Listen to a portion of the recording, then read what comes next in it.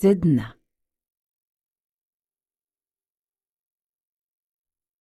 Sedna était une très belle jeune femme. Être belle n'est pas un défaut, c'est vrai, mais être vaniteuse, oui. Sedna était tellement occupée à brosser ses longs cheveux et à contempler son reflet qu'elle en devenait désagréable pour tout son entourage.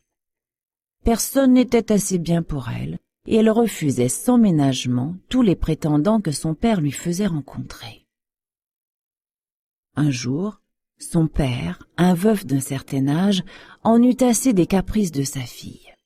Il déclara que le prochain qui demanderait la main de Sedna l'épouserait, peu importe de qui il s'agissait. Le lendemain, on frappa à la porte. Le père ouvrit et découvrit un chasseur aux vêtements coûteux et élégants, mais au visage très laid. L'homme déclara qu'il voulait épouser Sedna. Cette dernière eut beau pleurer et protester, son père l'obligea à lui obéir. Elle dut épouser le chasseur et le suivre sur l'île qu'il habitait. Sedna s'aperçut rapidement que son nouveau mari était un chaman très puissant et hélas très méchant. Il vivait le plus souvent sous la forme d'un homme-oiseau et lui faisait subir les pires traitements. Sedna pleurait et gémissait du matin au soir. Elle était terriblement malheureuse. Elle pleura tant que son père, sur le continent, entendit ses plaintes. Touché par la peine de sa fille, il profita de l'absence du chaman pour se rendre en kayak sur l'île où vivait Sedna. Celle-ci fut folle de joie en l'apercevant, mais il ne fallait pas trop s'attarder, car le chaman était très cruel, surtout quand il était contrarié. Sans perdre un instant, Sedna et son père embarquèrent dans leur kayak et entreprirent de quitter l'île. Le chaman s'aperçut rapidement de la disparition de son épouse et il entra dans une rage folle. Il ordonna à la mer de s'agiter. La plus terrible des tempêtes se leva et prit le petit kayak dans ses filets. L'embarcation était bousculée de tous côtés. Des vagues immenses menaçaient ses deux occupants. Les éléments étaient déchaînés et rien ne semblait pouvoir apaiser la colère de l'homme-oiseau.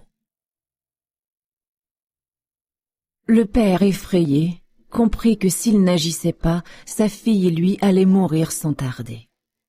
Tremblant d'effroi, il ne vit qu'une solution: rendre Sedna à son mari pour mettre fin à sa terrible colère. Sans réfléchir, guidé par la peur, l'homme poussa Sedna hors du kayak. La tempête ne se calma pas pour autant. Prise de panique, grelottante, la jeune femme essaya de s'agripper au kayak et de se hisser par-dessus bord. Son père ne la laissa pas faire. Pire encore, il se mit à taper sur ses doigts gelés avec sa pagaie afin qu'elle lâche prise. Il tapa si fort que les doigts de Sedna se cassèrent. Ils tombèrent à l'eau et se transformèrent, devenant les poissons qui peuplent à présent la mer.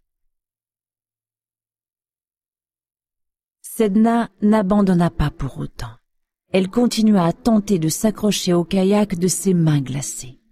Mais son père, toujours armé de sa pagaie, tapa de plus belle et lui brisa aussi les mains.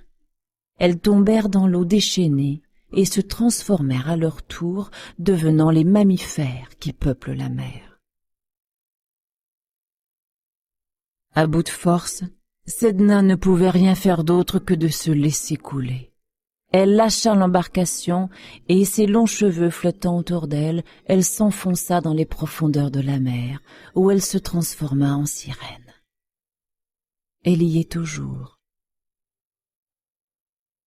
Quand les flots s'agitent, on raconte que c'est Sedna, héritée de ne plus avoir de main pour peigner ses beaux cheveux, qui se met en colère. Voilà pourquoi, depuis ce jour, les chamans doivent se munir d'un peigne lorsqu'ils entrent en transe, pour calmer Sedna, déesse de la mer.